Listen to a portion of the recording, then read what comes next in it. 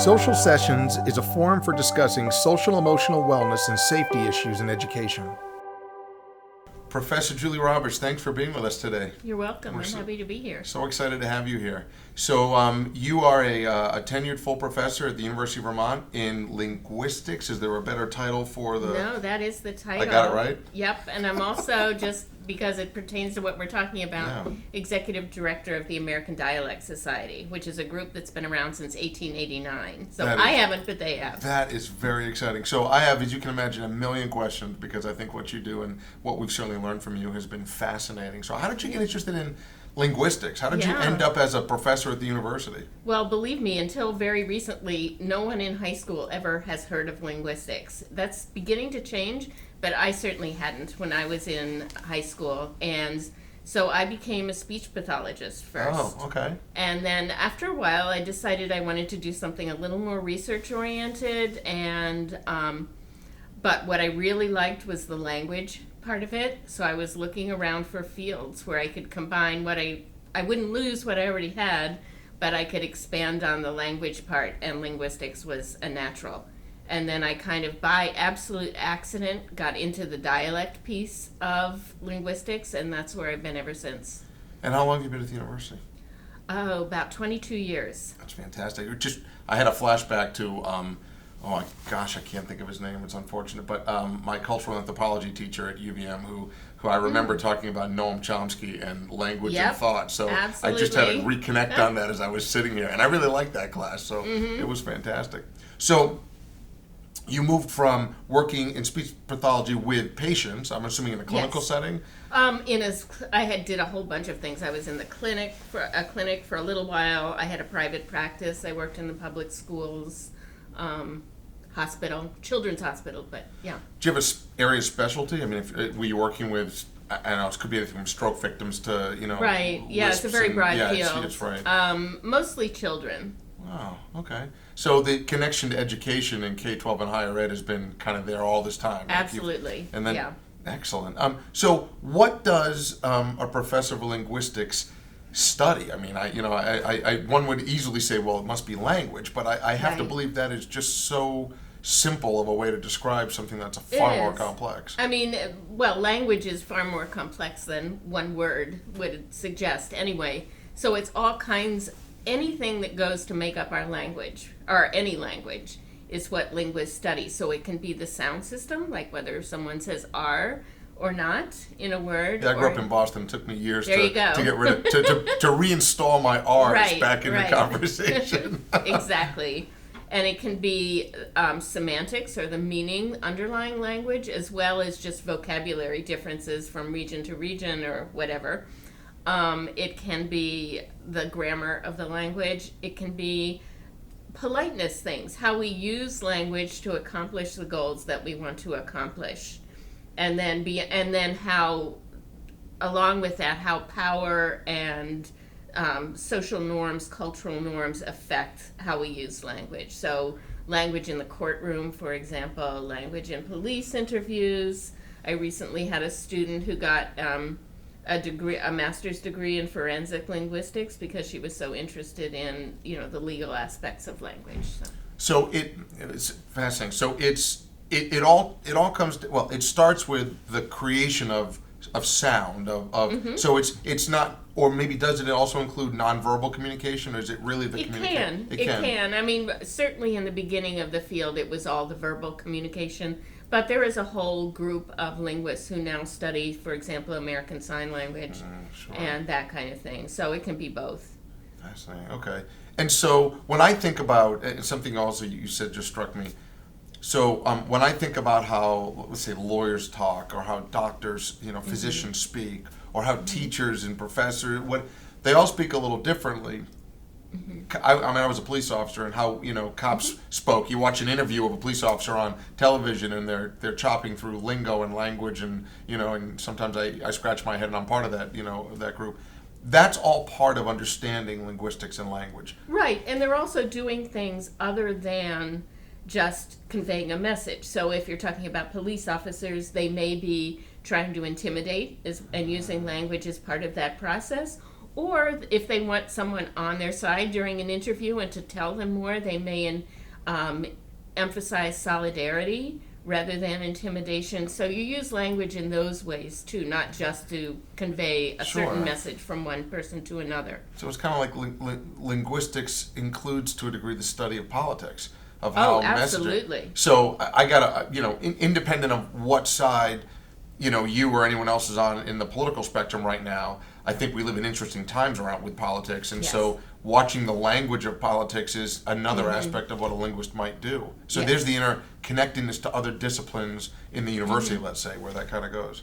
Yeah, I have a student, for example, who is looking at the congressional record and looking at the subject of immigration and how Republicans talk about immigration versus how Democrats talk about immigration and the words that they use, whether they're more negative sounding words or more positive sounding words, and what we call something, whether we call someone an illegal alien or Undocumented an worker immigrant. or an immigrant or... Yes. It gives away not only who we're talking about, but our attitude toward who we're talking about. Yeah, where we come from in the conversation.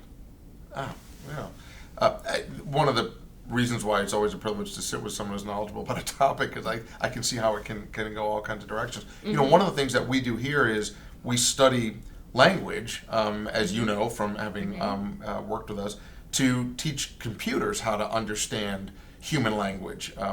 Very complex. The human brain is far more complex than a Yes. computer, and yet we make strides every day. So some of what you're also doing also now moves into the linguistics of, I know language around people, but now there's also language around machines and what that was. So we've kind of begun to bridge that gap.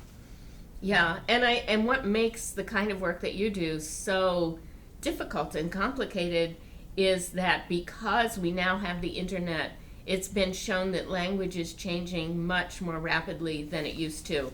It has always changed. If it didn't, we'd all sound like they did in Shakespeare's time or before Did they actually that. talk that way, or they just write did. that way? They did. Did they really? They talked that way, and not only did they talk that way, but working class people and poor people talk that way. Because we think of Shakespearean language now as being The so kings and incredibly queens and- formal right. and educated sounding and so on. But that's not what it was. But anyway, Wow. yeah. That's kind of cool. I got it. But so obviously language changes over time, and it changes due to where people move, where populations move, like the UK to what's now the United States, what stands in the way, mountains and rivers, all kinds of things like that. But it took time, it took generations, because people tended to move someplace and mostly stay there and mostly talk with people that were in their communities. But now we have the internet. And so, especially for things like vocabulary words, which is what you are most concerned about, as opposed to whether someone says an R or not, for example, the change has happened really fast. And it's happened in ways that you wouldn't even think about. For example, I'm sure you have heard, you may even use it yourself, although it started with younger people, as most language change does. When people, instead of saying he said, they said he's like, and then they quote, Yes. yes. That has traveled, expanded in just an with unprecedented speed. It's been some people, linguists in Canada, Tagliamonte and Darcy, have been studying that for a while and have shown that really it is a whole different kind of language change that we've never seen before. All internet accelerated, Yes, catalyzed mostly by... yes, or people online in general, but it has traveled much more quickly than the kind of language change that I'm used to studying, certainly. And so you can imagine if that traveled so fast, because that's fairly complicated. We're talking about a whole quotation system. Right. It's not just one word set to another word, and here I'm going maybe farther with this than you want to go, but Be Like seems to have started with people, it actually filled a niche that was really useful, because people used it to talk about things that they didn't actually say, but they thought. So, for example, if you ask me to have lunch with you and I don't really want to have lunch with you, I might say, and I'm telling a friend about this interaction later, I would say, Gary asked me to have lunch with him, and I'm like, no way would I have lunch with you. But that's not what I said. What I said was, Statement of gee, thought. I'd love to, but I'm really busy. But then my listener knows that when I used I'm like, that I didn't actually say that to you. But now, and that was just a really nice nice niche that it filled. And fortunately or unfortunately, or just naturally, it has expanded. And it doesn't mean that anymore. People use it for what they said, what they didn't say, for all of that. It's So just become the quotative system. Is that again, another example, and it wouldn't surprise, but the interconnected nature of our psychology and our language. So there's a social norm. There's, in that example, there's a social dynamic going on, and language is used to address the potential uncomfortableness in one area and then explain it better in another. So, and that's, I guess, makes sense, right? Because language is about expressing what we're thinking and feeling and sharing. So. Right. And once a new feature gets out there, it's going to change and grow, assuming it's successful. It's going to change and grow and become more general in most cases. So it's not surprising that it's moved beyond its niche use at this point. Makes me think that, excuse me, that I'm from New England, so I didn't grow up in the South. I don't have a Southern accent. Although I'm in Vermont, maybe I have a Southern New England accent. I don't know. It depends where. But I use the word y'all a lot, and I'm not from the South, but I get lazy. So I go on. I say y'all interested in having lunch, and it's easy for me to kind of roll that together. Okay. And I'm trying to figure out as I'm listening to you, gee, where did I pick that up? Was it just me getting lazy about how I was talking? No. I think what you're pointing to is a kind of missing piece in our grammatical system. We used to have a separate word for you plural, or how to say you when you're talking to more than one person. Remember at one point we had thee and thou. Yeah. Singular and plural. Now, and we've lost that. So it's kind of a missing piece. It fixes the gap. It fixes the gap. So it's not surprising that not only is there y'all in the South, which many Northerners, including myself, pick up, but there are lots of things. There's you guys, which does the same thing. There's you'ns, yins, use guys. Yeah. It's not surprising that there are so many dialectal terms for that because it's a missing piece and we want to fill it in. Whereas in the South, where it began, it has also generalized, and it's not always in the South you plural anymore. Sometimes they use it for even if they're talking to one person. Right. It's interesting to hear. It fits a need. It fits a hole. Yeah. It fills the kind of, and then it flows into what's written. So now I'm thinking, we work with hundreds of thousands now of schools across the country, helping what we do to provide them access to important conversations that could be around safety and security, and we're doing it through what is written and texted. So there's the how we talk, how we intend to speak, and then it's translating into the digital conversation, which is where 100% of us are communicating to some extent, right outside of the conversation piece, and then it's happening around the country. So you mentioned, mountains and rivers get in the way of. So now I'm trying to make put together. Okay, so the internet is speeding up how we communicate. It's allowing things like to propagate. We're also seeing how we talk in the Northeast is different than in Southern California, than maybe the Pacific Northwest, the Midwest, right? As such. So where's the future of language going? How is this evolution? Have we seen this before? I mean, are you going to tell me in 1905 we saw a similar, whatever? I mean, is there a... We saw similar change. It was just constrained differently, and it was at a different pace.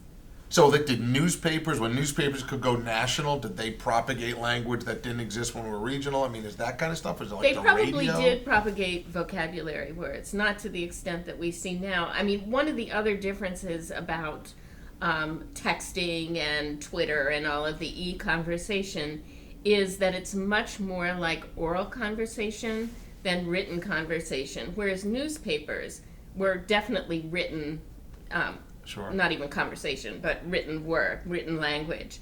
But that had a thesis statement, they had an introduction, that was well thought out and laid out in the ideas. Exactly, and the language itself was more formal, complete sentences, and no swear words, no all of that kind of stuff. It was much more formal. That's not the case with e-language at all. It is really the way people speak, and in fact, the people who do it best, which are arguably younger people, are the people who get it closest to oral conversation. So the truncated, comments, or the emojis and all of that, they're distilling the language to the essence of what they're trying to communicate. Far better than we might, 2 generations or a generation removed from someone in middle school or high school. Yeah, because it's at least for me, I'll speak for myself, it's definitely a second language that I do not control. Sure. Right. Which becomes another interesting challenge is that, school administrators, whether you're in university or in K-12, are, our generation, right? And they are caring for and supporting a younger generation. And they're communicating differently. So Absolutely. we're trying to, Social Sentinel in part is trying to distill and translate and understand so that we can understand what they're saying. What are your colleagues in the American Dialectical Association? Dialect Society. Dialect Society, I'm sorry. That's okay. Or, other linguists across the country. Do you get together and scratch your head that the end of good language as we know it is near? I mean, oh my goodness, no. No, absolutely not. We really like studying what happens. We are not in it to control language at all. That's a whole different group of people. Politics. Often writers, formal writers. I was actually just looking this morning at a video clip of John Simon, I think his name is, the movie or theater critic. Sorry. And also one of the great prescriptivists who just absolutely bemoans any kind of language change. But that's not at all what we do. We look at the way language is changing and try to figure out what the new meanings are. I'll give you another example in e-language. One thing that people my age complain about when they look at tweets and even emails sometimes now is the lack of punctuation. Right. So it's really sloppy. It does, people don't put periods at the end of sentences. But what has happened is the meaning of a period in e-language has changed. And now, instead of being just something you put at the end of a thought or a sentence, it becomes a marker for anger. So if you put a period at the end of text in some groups, not, again, people my age, that means you're angry at someone, or you're being, because it's formal, and you're formal with people you want to distance yourself from. Oh. And therefore you leave off the period. That means we're fine. Thinking when you said that, I'm thinking of the who was the great comic, Victor Borga. He would do Could that. be. Would do the pyramid. Yeah. You get one of those in there, then you Right. know where that goes. So, it also gets me as I'm listening to you thinking about, like you, I progressed through college, school, college, and earned a doctorate, and writing dissertations and writing in graduate school was more formal. You had to convey a thought, you had to reference it and cite it.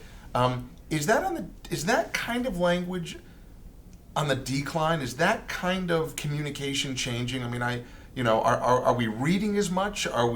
Because all that's tied to language, right? I mean, right. How we... And it's beyond my field to know if we're reading more or less. But in general, I don't think that kind of writing is disappearing, but it is becoming more attached to different genres rather than something that seems to be something everybody is supposed to be able to do. When people ask me, don't you think it's really important for people, we need to correct kids' language so they don't do this anymore? And I tend to look at it like, no, you don't need to correct them, but you need to teach them that there are different genres and different ways of communicating. Different applications for their language style. Depending on what you want to convey and who you want to convey it to in what situation. So are you seeing, you worked with kids early in your career. You now have been teaching college students for 20 years or 20 plus. And what's been the quality of of their skills coming in. I mean, you're seeing generations now come through your classroom in terms of their ability to communicate in language.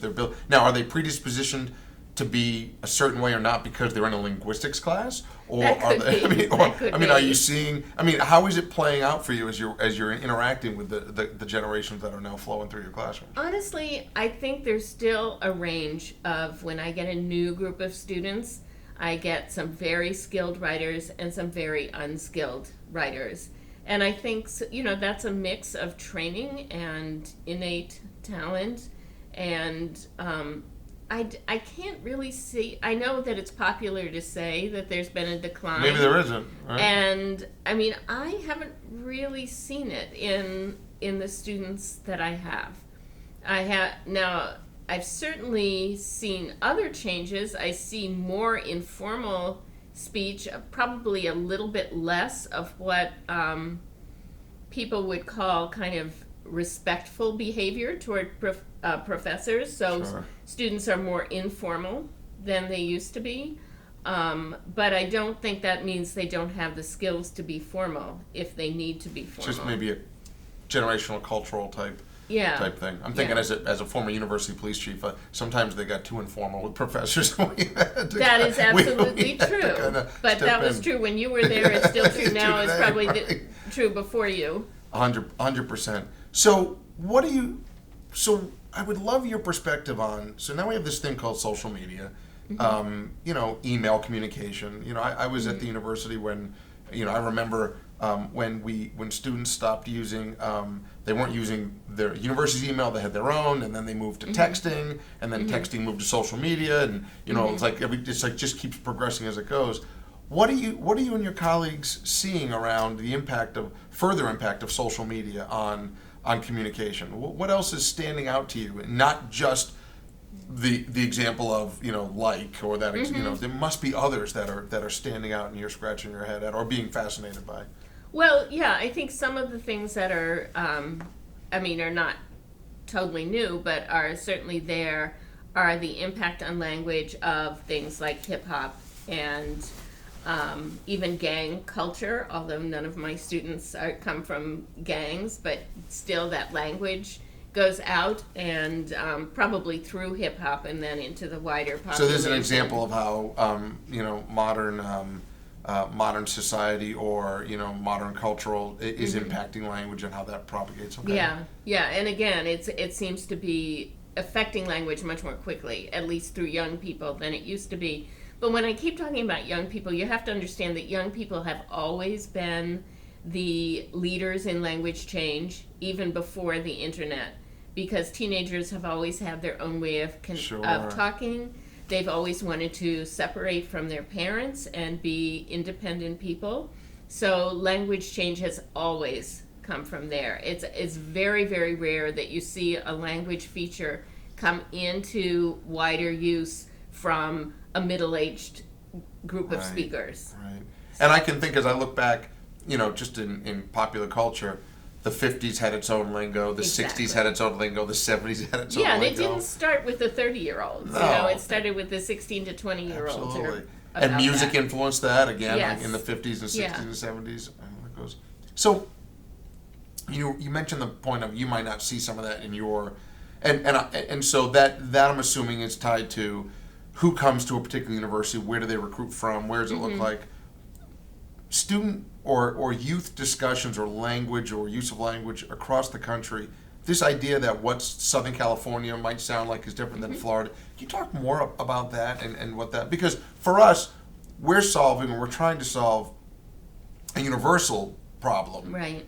And what we continue to learn is that it may be a universal problem, but every area of the country is a little bit different in how we, kind of approach the language aspect of it.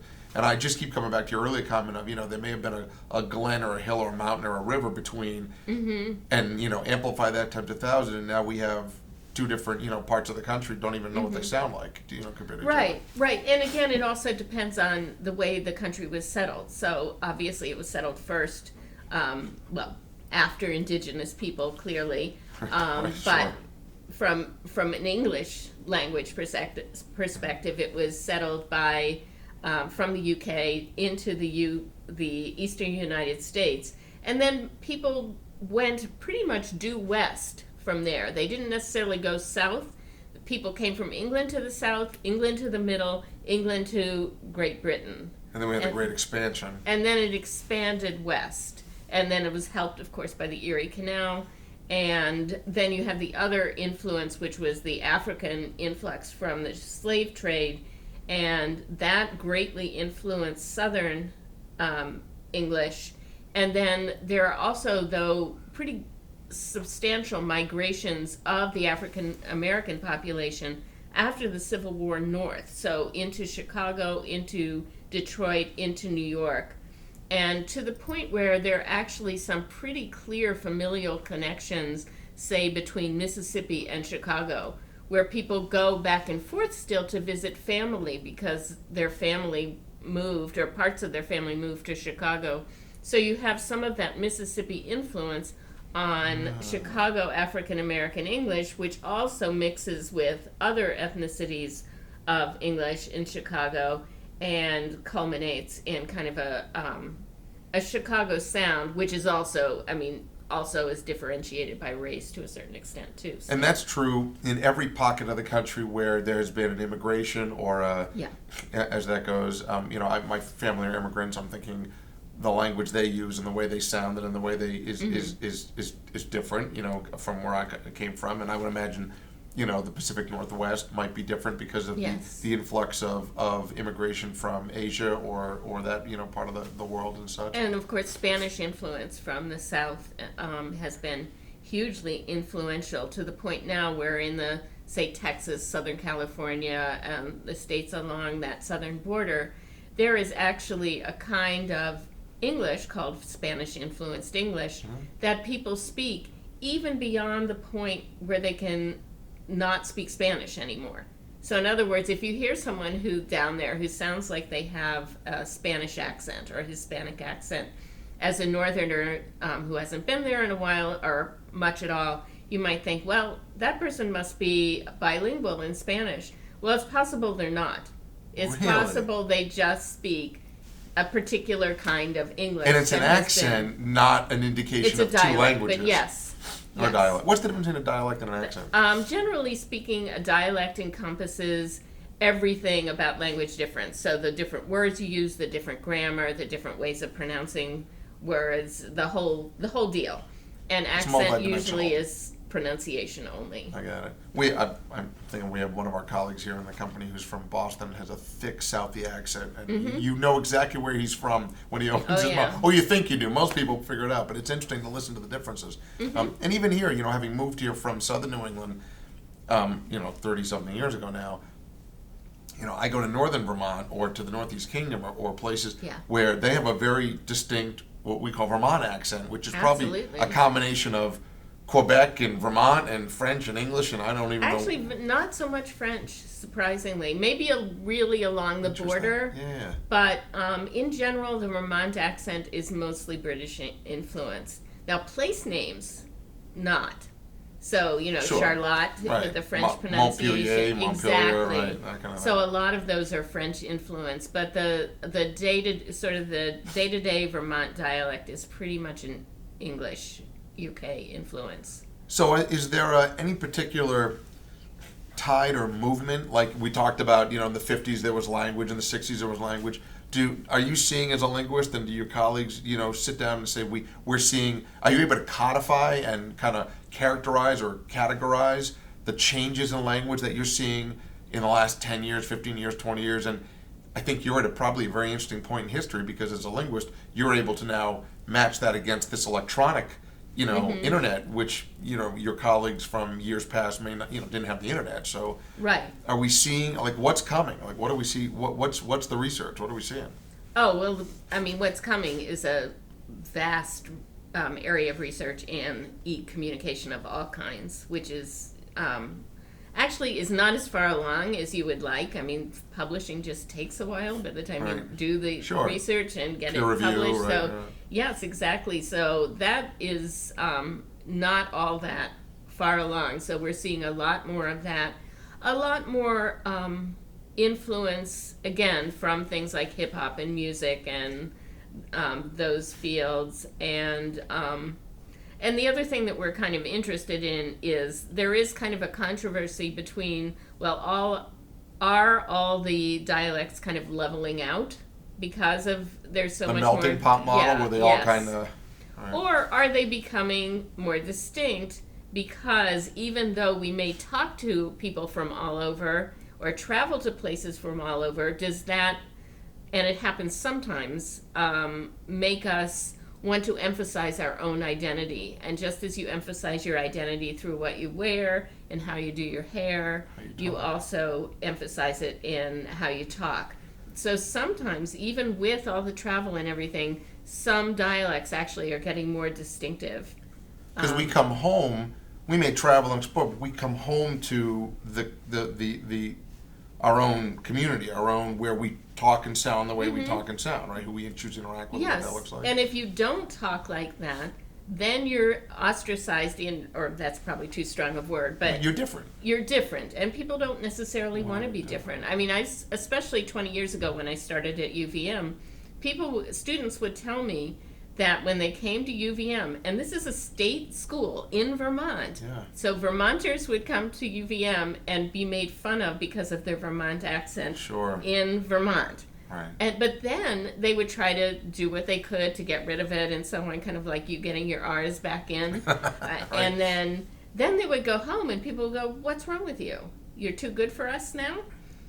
So, that's why I think the goal is to have a range of styles, not to necessarily get rid of one and replace it with another, but to expand. Which hasn't happened yet. I mean, I'm just thinking, it just hasn't happened, for, 100 years, whether you were in a major city or you were in rural, South Carolina, accents or dialects haven't gone away. No, they haven't melted together. Away. No. So it doesn't seem like that's going to happen anytime soon. Mm-mm. It's interesting, like, what's the dialect of e-communication? Like, is it we often say here that how we talk and how we may email and how we text or how we post on social media, how we post on different kinds of social media, could all be different. It could be the same kind of message, but different. So our job is to try and understand what that looks like. So it sounds like what's happening in the world of electronic communication is it's maybe its own dialect, its own way we're communicating. Mm-hmm. I think that's fair. Yeah, as I said, the goal, I think, for most speakers, except they don't speak, but is to get as close to spoken language as possible. But still, it's clearly different. I mean, we don't talk in emojis. Although we don't, but that's all I'll send in a text message is an emoji. Right. Or but three or four it's hard together. to do an oral emoji. Right, of course. Right. Although people kind of do. You can hear sometimes people say smiley face or LOL or something like that. So, okay. it does, the influence goes back and forth. It's not just that oral language influences texting. Texting also turns back around and influences oral language too. So people sometimes say the things that they text. Yeah, I'm as I'm listening to you, I'm thinking, are there some thoughts that that require? I think if I've heard you, there are some thoughts that require the opportunity to write, to flush, to get it right, and I'm trying to figure out is the move to be able to communicate that kind of depth through these simpler means, or will we always revert back, like the way we communicate will fill whatever need in that moment? I would guess the latter. It's not something that I have studied, but I don't think anyone is ever going to want to, well, that's probably too strong. I think that it's unlikely that people will be putting philosophical treatises into text. Into an emoji? Yeah, exactly. But those emojis do get more and more meaningful and pick up new meanings. But they're good for certain audiences at certain times to convey certain things in certain situations. They're not good for everything, even just as the language you would use for a philosophical treatise is not good for. You will be really lame in the e-world if you tried that language. Totally. I have a deeper, just in listening to you and having had this time with you, I have a deeper appreciation for for what you're studying and for, I think, the message being, and correct me if I'm wrong, that how we communicate and the tools and means and the medium in which we do that is going to depend on the circumstances we're in, what we're trying to communicate, whether it's the social aspect, it's all of that, so that there's not any one way to do it better than any other. There may be some instances where we communicate with one means that may not be appropriately aligned with what we're trying to communicate in that setting, but that gets self-corrected and we kind of correct ourselves around that, as opposed to it's the end of the world as we know it because, everything's gone down to an emoji, right? Exactly. I couldn't have said it better. Right, no. Well, you're a good professor, see? I've figured this out just in this short period of time with you. I should come take one of your classes. You should. That's what You'd I be should welcome. do. Yeah, well, we learned so much from you. And then we'd ask you about cop speech. Yeah, oh my gosh, yes. Oh, I tell you, I think at one point I was just about finished with my master's degree and I was writing an accent report and I was citing it and referencing it and using and I remember the state's attorney calling and saying, this is yours, right? And she said to me, are you in graduate school, right? Yeah, it's an interesting thing. It used to drive me crazy, much like my sisters are physicians and I can't always understand what they're talking about when they're talking about medical stuff. Yeah. But that's the way it goes. Professor, we've been fortunate to have your influence and input into helping us produce the work that we do. What has been some of the things that have stood out for you in the areas that you've helped us? I know there's been many, so I know we've gotten better because of our interaction with you. So what are the things that you've been able to put your finger on that you've said, yep, that's something that we needed to change or do? Yeah, well, one thread that I've seen going on in your work that has made it, again, very difficult and important work is that what happens to words is, of course, they grow and change and mean different things in different contexts. So just, it's no good just to look for a threatening word, because almost all of those threatening words have non-threatening usage, especially if they've been around for a while. So, for example, to take one of my favorites, bomb, originally meant, that thing that blows up.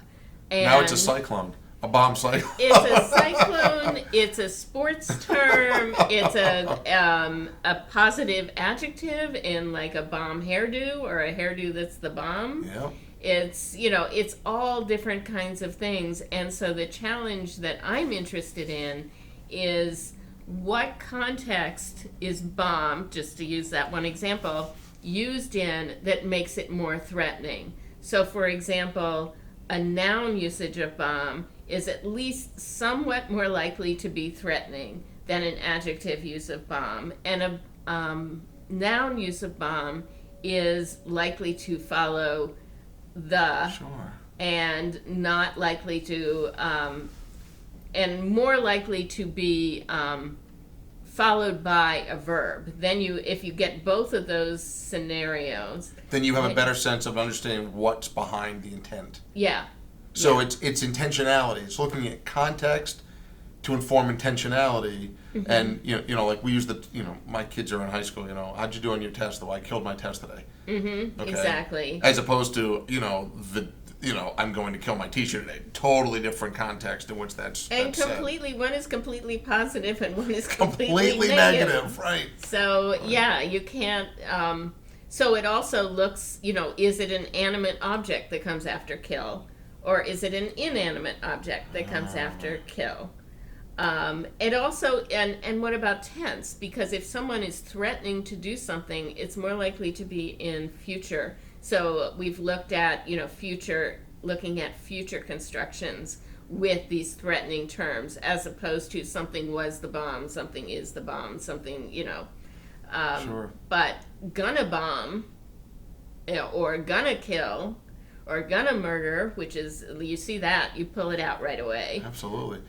So, as I'm listening to you, I'm thinking we've removed, 100% of the irrelevant posts from our deliverables, and north of 90% of the false positives have been removed. And you've been a part of that by helping us understand. So that's great. it feels good. We're grateful for that. There are thousands of schools across the country, benefiting from that work, so that they're able to intervene when someone needs help or when someone's crying out. And I think it's fascinating work. I think there's a dimensionality, as I mentioned, to linguistics and language and its influence on how we think. And again, my limited experience with Noam Chomsky, which is just one of about 100 probably experts in your field, that I come back to this idea of thought and language and how the two of them are so intricately linked. We've been able to make such incredible strides with our technology, servicing all the schools we do, and making some great value in helping intervene when something's gone or potentially could go terribly wrong. So we're grateful for the help. So Professor Julie Roberts, Professor of Linguistics at the University of Vermont, and we're grateful to have you on the team. Thank you so much. I'm happy to do that work. It's important. Thanks. Thank you for joining us for this episode of Social Sessions. Subscribe to our channel today and stay tuned for more.